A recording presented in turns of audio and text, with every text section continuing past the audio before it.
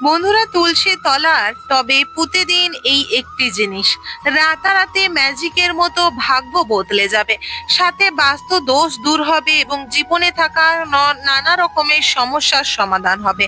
হ্যাঁ বন্ধুরা, মাতা তুলসী যে গৃহে সর্বদাই থাকে, সেই দেবী তুলসীর আশীর্বাদে আপনার ঘরে সুখ শান্তি সমৃদ্ধি আসবে। হিন্দু ধর্মে তুলসীকে অত্যন্ত শুভ পবিত্র এবং পূজনীয় উদ্ভিদ হিসেবে বিবেচনা করা হয়ে থাকে, কারণ মাতা তুলসী যে গৃহে থাকে সেই গৃহেই লক্ষ্মী ও নারায়ণের নিবাস হয়। নিয়মিত তুলসী পুজো করলে ঘরে সুখ সমৃদ্ধি ও ইতিবাচক শক্তি বজায় থাকে, সাথে জীবনে থাকা নানা রকম বাধা মান দেবী তুলসী নিজের উপরে নিয়ে নেন। জ্যোতিষশাস্ত্র অনুসার এবং ধর্মশাস্ত্র অনুসার যদি নিত্যদিন মাতা তুলসীর সেবা আরাধনা করা হয়ে থাকে এবং বিবাহিত মহিলারা প্রত্যেক দিন মা তুলসীকে জল অর্পণ করার পর তাকে সিঁদুর ও হলুদ অর্পণ করে ধূপ ও প্রদীপ প্রজ্বলিত করে, তাদের স্বামী স্ত্রীর সম্পর্ক সর্বদাই মঙ্গল, অটুট ও সুন্দর পবিত্র থাকে। জীবনে কোনো রকম দুঃখ কষ্ট দারিদ্রতা রোগ ব্যাধি আসে না। তুলসী এমন কিছু ধরনের আপনার কাজ করে দিতে পারে যা আপনি একদমই রাতারাতি বদলে দিতে পারে। অর্থাৎ কিছু মানুষ আছে যারা তুলসী দেবীকে পূজা করে অনেক অনেক জীবনে সাকসেস ও উন্নতি দেখেছে। মাতা তুলসীকে ভক্তি ভরে পূজা করলে মা তুলসী প্রচুর পরিমাণে সন্তুষ্ট হয় এবং মাতা তুলসীর মঞ্চে যদি বৃহস্পতিবার দিন এই একটি জিনিস পুঁতে দিতে পারেন, এতে আপনার ভাগ্য উদয় হবে। হ্যাঁ বন্ধুরা, রাতারাতি চমকের মতো আপনার ভাগ্য চমকে দেবে। সম্পূর্ণ রূপে ভিডিওটি দেখতে থাকুন। তার আগে ছোট্ট একটি অনুরোধ করব বন্ধুরা, অবশ্যই ভিডিওটি লাইক করুন, কমেন্ট বক্সে জয় মা তুলসীর জয় অবশ্যই লিখুন এবং অবশ্যই চ্যানেলটিকে সাবস্ক্রাইব করে রাখুন আপকামিং পূজা পাঠ, তন্ত্রকথা, জ্যোতিষশাস্ত্র, বাস্তু টিপস, টোটকা উপায় দেখার জন্য।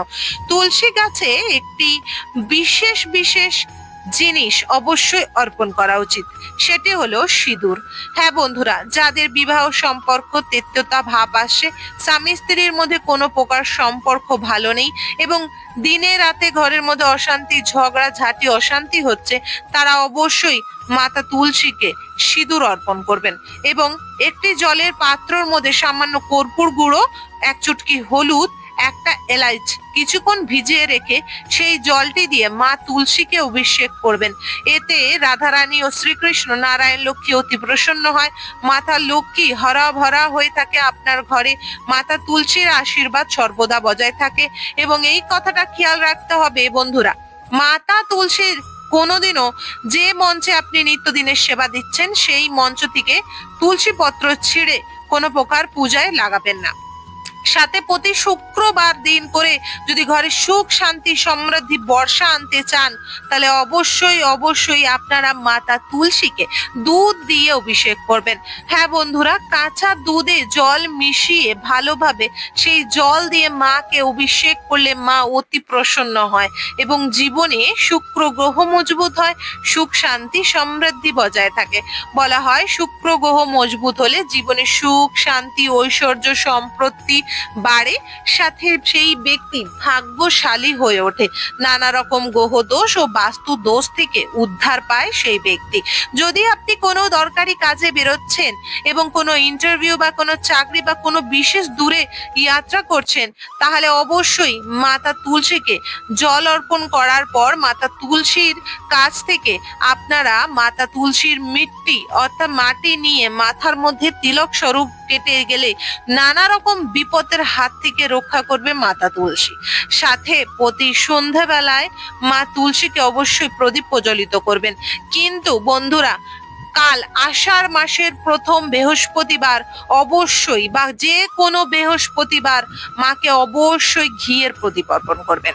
আর বিশেষ সেই একটি জিনিস যা মাতা তুলসীকে গড়ায় পুঁতে দিতে হবে, সেটি হলো মিশ্রির দানা নিয়ে নিতে হবে একটি, বা সামান্য চিনি নিতে হবে একটি 1 টাকার কয়েন এবং সাথে নিতে হবে একটি কড়ি, একটি গুমতি চক্র, এইটি নিয়ে তার সঙ্গে একটি এলাচ নিয়ে আপনাকে এটি মাতা লক্ষ্মীর চরণে ঠেকিয়ে এবং সেটি গঙ্গা জল দিয়ে শুদ্ধ করে নিয়ে আরেকটি 1 টাকার কয়েন নিয়ে আপনাকে মাতা তুলসীর গড়ায় পুঁততে হবে।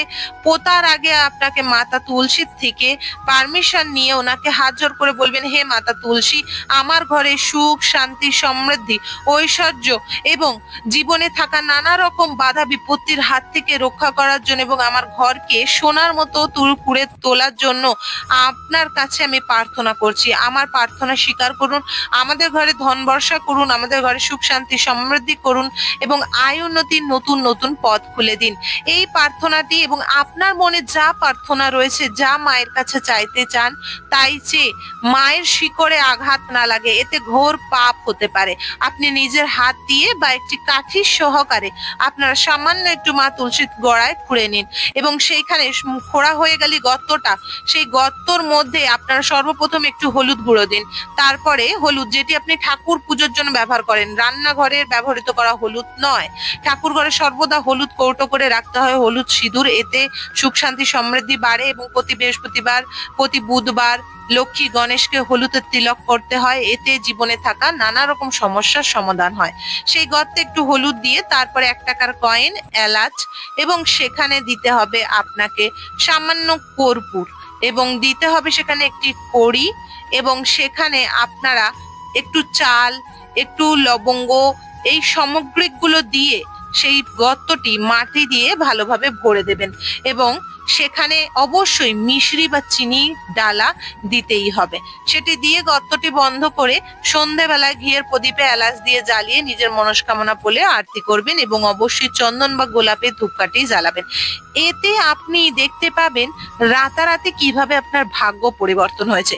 এটি করার সময় আপনাকে এমন ভাব রাখতে হবে কি আপনি নিজের মন থেকে করছেন, মা লক্ষ্মী, মা তুলসী ও বাবা নারায়ণ স্বয়ং আপনার সামনে বিরাজমান, আপনি তাদের সেবা আরাধনা করছেন এবং অষ্টলক্ষ্মীর নাম জপ অবশ্যই করবেন এবং সাথে ধনলক্ষ্মীর চরণেও লাল গোলাপ বা বিশেষভাবে ওনাকে জুঁই ফুলের মালা অর্পণ করবেন। এতে শ্রীকৃষ্ণ হরি রাধারানী সাথে লক্ষ্মী নারায়ণ অতি প্রসন্ন হয়। হ্যাঁ বন্ধুরা, এবং অবশ্যই অবশ্যই বৃহস্পতিবার, শুক্রবার আপনার ঘর থেকে যদি কেউ তুলসী নিতে আসে, ভুলেও দেবেন না, এতে আপনার ঘর থেকে মা লক্ষ্মী বেরিয়ে চলে যাবে। যদিও আপনার আশেপাশে এই আষাঢ় মাসে তুলসী গাছ ভরে যায়, যাদের বাড়িতে মাতা তুলসী দেবীর আশীর্বাদ কৃপা দৃষ্টি থাকে, তাদের একটি তুলসী থেকে ভরে ওঠে অনেক তুলসী। এই সময় অনেকে তুলসী নিতে আসে, কিন্তু ভুল করেও দেবেন না বৃহস্পতিবার ও শুক্রবার, পূর্ণিমা, অমাবস্যা, একাদশী। যদি দিতেই হয়, যে কোনো সোমবার আপনারা তাকে তুলসী দান করতে পারেন, এতে মাতা লক্ষ্মী প্রসন্ন হবে। কিন্তু অবশ্যই আপনার ঘরে 3টের বেশি তুলসী থাকতে হবে। কিন্তু যে দেবী তুলসীকে আপনি দেবী স্বরূপ পূজা করবেন, সেটি কিন্তু 1টি বা 2টি থাকতে পারে মঞ্চে, এর বেশি না। রাধা কৃষ্ণ বা রাম আর কৃষ্ণ, যেমন রাম তুলসী, কৃষ্ণ তুলসী বা রাধা কৃষ্ণ তুলসী হিসেবে আমরা পূজা অর্চনা করে থাকি, এর বেশি নয়। এছাড়া লাড্ডু গোপাল, রাধা কৃষ্ণ, নারায়ণকে সেবা আরাধনা করার জন্য তুলসী পত্র লাগার জন্য আপনারা আলাদাভাবে ঘরের আশেপাশে তুলসী লাগাতে পারেন। আশা করবো বন্ধুরা আজকের ভিডিও তথ্যটি ভালো লেগেছে। ভালো লাগলে অবশ্যই চ্যানেলটিকে সাবস্ক্রাইব করুন। আপকামিং পূজা পাঠ, তন্ত্রকথা, জ্যোতিষশাস্ত্র, বাস্তু টিপস, টোটকা, উপায় দেখার জন্য অবশ্যই ভিডিওটিকে লাইক করে কমেন্ট বক্সে জয় মা তুলসী, জয় মা লক্ষ্মী লিখে দিন। হরে কৃষ্ণ, রাধে রাধে।